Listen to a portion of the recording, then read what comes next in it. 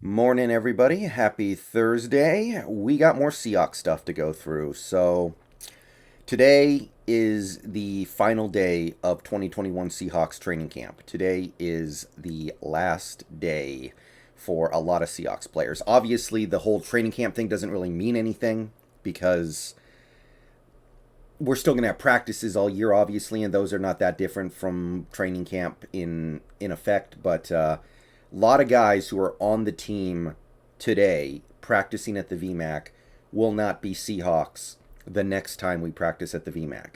Going to be a lot of cuts, and more than 10 of the guys who are currently on the team practicing at the VMAC right now will not be there for the next practice. So, yeah, definitely some interesting stuff to watch out for. But the real point is, last day of training camp, we've almost made it. We are almost through the offseason. We are almost to actual meaningful football games. We got one more preseason game to get through in 2 days, and then we're off. All right, so we got some stuff to talk about. Not a whole heck of a lot in terms of stuff that actually happened on the field on the VMAC yesterday. So we're going to lead with a couple of things that happened off the field. First, Luke Willson, he retired. He apparently suited up to practice with the team for one day, and his heart wasn't in it, so he decided to hang it up. So he effectively signed a one-day contract to retire a Seahawk, which makes sense. The Seahawks are the team that he accomplished the most positive things with. It seemed like it was a combination of a lack of interest in continuing his football career and some medical issues he had in the offseason. So he decided he was just going to go ahead and retire now. And I get it, especially given the medical issue that he had this offseason. It kind of sucks for Alex Tchanga because he got cut for Luke Willson, but he was going to get cut anyway, either, if not this week, then next week. So no harm, no foul. And I'm sure Luke Willson wasn't trying to lead anybody on when this with this. I don't know what he would gain from that. I don't know why he would do that.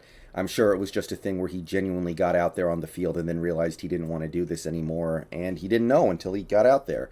So he was obviously not a particularly good player, but he had some good moments. He did some good things as a Seahawk.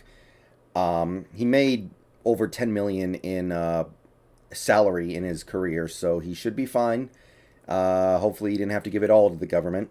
But yeah, so there's a career.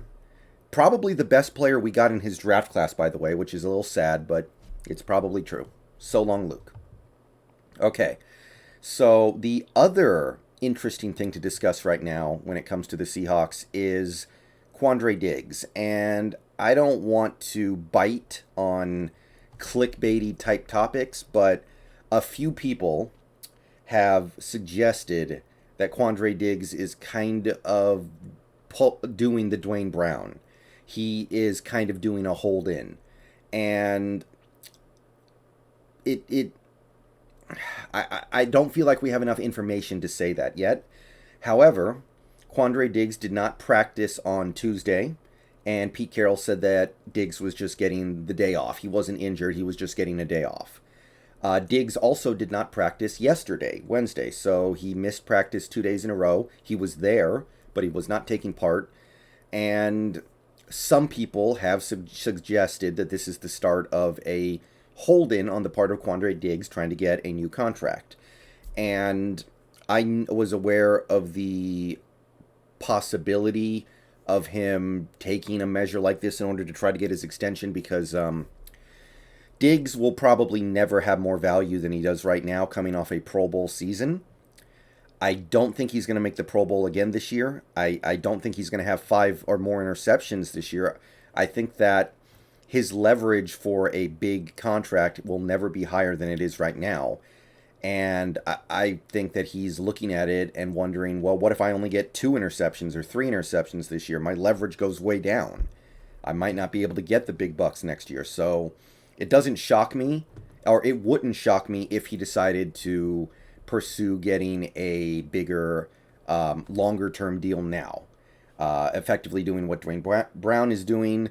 However, I don't think we're going to enter negotiations with Diggs right now, and I don't think we should. I've already kind of talked about this before, but I think the best thing to do would be to play the season out with Diggs on the last year of that deal, because his ability to really do anything about it is very limited.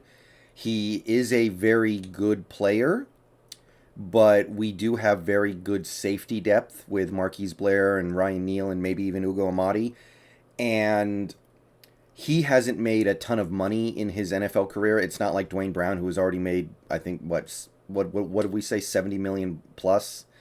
So sitting out this year and missing out on the 5 mil plus that he would be making would be a pretty big deal for him. So I don't think he can afford to do that. So I if there is something here, and I don't know if there is yet, I don't think we have enough information yet.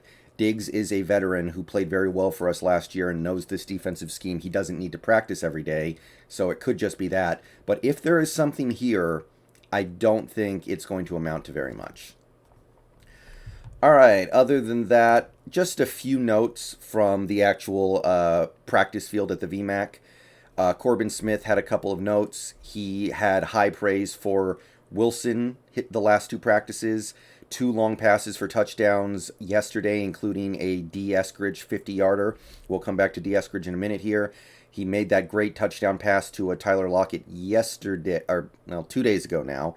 So, not that this is all that, surprising or interesting to anybody, but Russell Wilson is on a roll and playing really well in practice, which it's good to hear because it doesn't seem like he's going to get much, if any, work in the preseason, so he needs to get rolling in camp. So hopefully he's getting everything that he needs from camp. And I all I can say on that front is we'll see. Every player is different. Some players might need the preseason, others might not. I guess we'll find out about Willson this year. Did he need the preseason? I remember, this is going to be a little bit of a tangent. I remember the Chargers when they had LaDainian Tomlinson.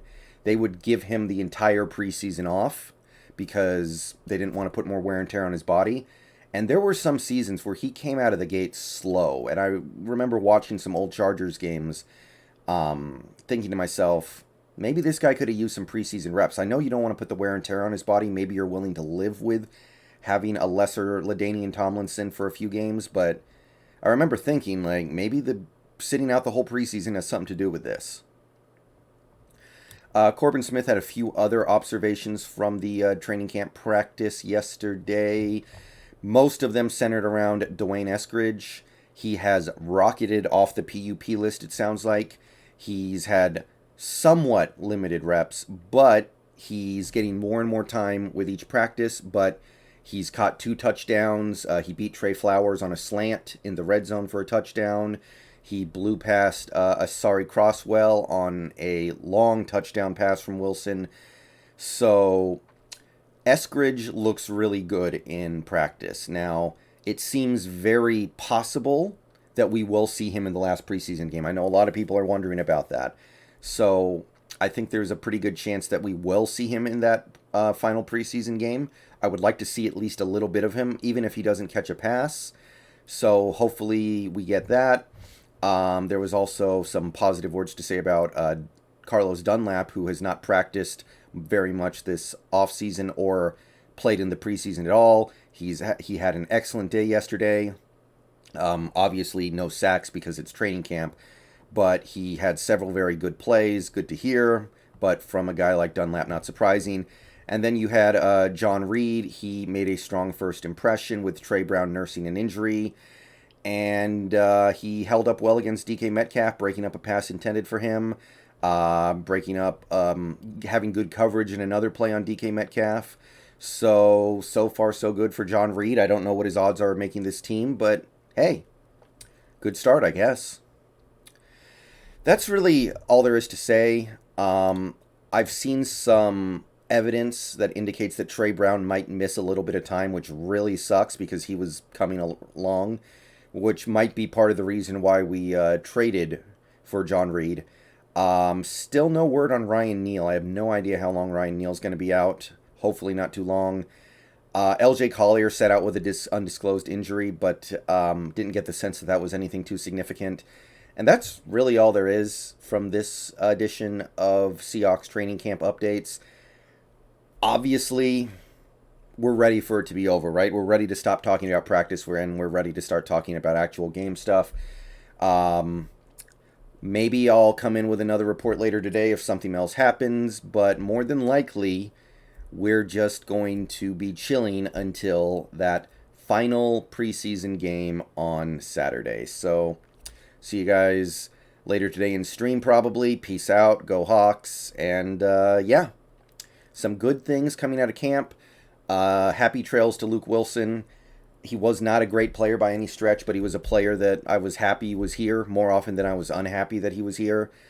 And that's all that can be said about that, I guess. See you later.